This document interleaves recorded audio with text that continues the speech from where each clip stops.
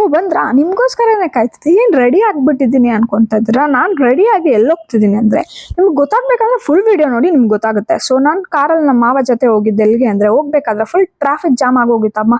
ಅಲ್ಲೇ ಅರ್ಧ ಅವರ್ ಆಗೋಗಿತ್ತು. ಸೊ ಅಲ್ಲಿಂದ ರೀಚ್ ಆದ್ವಿ. ಎಲ್ಲಿಗೆ ಬಂದ್ವಿ ಅಂದ್ರೆ ನಮ್ಮ ಅತ್ತಿಗೆಯವ್ರ ಮನೆ ಹತ್ರ ಬಂದ್ವಿ. ಯಾಕಂದ್ರೆ ಹೊಸದಾಗಿ ಮದ್ವೆ ಆಗಿತ್ತಲ್ಲ ಅವ್ರದ್ದು. ಸೊ ಬೀಗ್ರೂಟ ಇಟ್ಕೊಂಡಿದ್ರು. ಸೊ ಆಕ್ಚುಲಿ ನಮ್ ಕಡೆ ಬೀಗ್ರೂಟ ಮಾತ್ರ ಸಖತ್ತಾಗಿರುತ್ತೆ. ಸೊ ಅದಾದ್ಮೇಲೆ ನಮ್ಮ ಅಣ್ಣ ಎಲ್ಲಾನು ಮಾತಾಡ್ಸ್ತಿದ್ದ. ಆಮೇಲೆ ಒಳಗಡೆ ಹೋದ್ರಿ, ಮನೆ ಒಳಗಡೆ. ಸೊ ಖಾಲಿ ಇರಿಲ್ಲ ಊಟದ ಹತ್ರ ಅನ್ಬಿಟ್ಟು.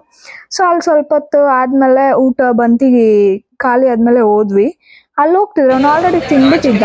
ನಾಚಿಕೆ ಪಟ್ಕೊಂಬೇಡ್ರಿ, ಊಟ ಮಾಡ್ಕೊಂಡು ಹೋಗ್ರಿ ಅಂತ. ನಮಗ್ ತಿನ್ನೋ ವಿಚಾರದಲ್ಲೆಲ್ಲ ನಾಚಿಕೆ ಗೀಚಿಕೆ ಎಲ್ಲ ಏನು ಇಲ್ಲ. ತಿನ್ನೋದ ವಿಚಾರ ಬಂತು ಅಂದ್ರೆ ಚೆನ್ನಾಗಿ ತಿನ್ನೋದೇ ನಮ್ದು. ಸೊ ತಿನ್ನಲ್ ಸಿಗ್ತೀನಿ. ಅದಾದ್ಮೇಲೆ ನಾವೆಲ್ಲ ಕುತ್ಕೊಂಡು ಸ್ವಲ್ಪ ಮಾತಾಡ್ಕೊಂಡು ಕೂತಿದ್ವಿ ಎಲ್ಲಾರುನು. ಎಲ್ಲ ಬಂದಿದ್ರಲ್ಲ, ಸೊ ಎಲ್ಲಾನು ಮಾತಾಡ್ಸ್ಕೊಂಡು. ಅದಾದ್ಮೇಲೆ ಏನಾಯ್ತು ಗೊತ್ತಾ, ಮಳೆ ಬೀಳ್ತಾ ಇತ್ತು. ಅಂದ್ರೆ ಸುಮ್ಮನೆ ಹನಿ ಆಗ್ತಾ ಇತ್ತು, ಸೋರ್ತಾ ಇತ್ತು ಅಂದ್ಬಿಟ್ಟು ಒಳಗಡೆ ಬಂದ್ವಿ. ಒಳಗಡೆ ಬಂದ ಚಿಕ್ಕ ಹುಡುಗರೆಲ್ಲ ಫುಲ್ ಡ್ಯಾನ್ಸ್ ಆಡ್ತಾ ಇದ್ವಿ, ಚಿಕ್ಕ ಮಕ್ಕಳು ಹಾಡಾಕಿದ್ರು.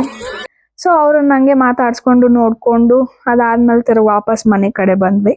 ಸೊ ಐ ಹೋಪ್ ಈ ವಿಡಿಯೋ ನಿಮ್ಗೆ ಇಷ್ಟ ಆಗಿರುತ್ತೆ ಅಂತ. Thank you for watching.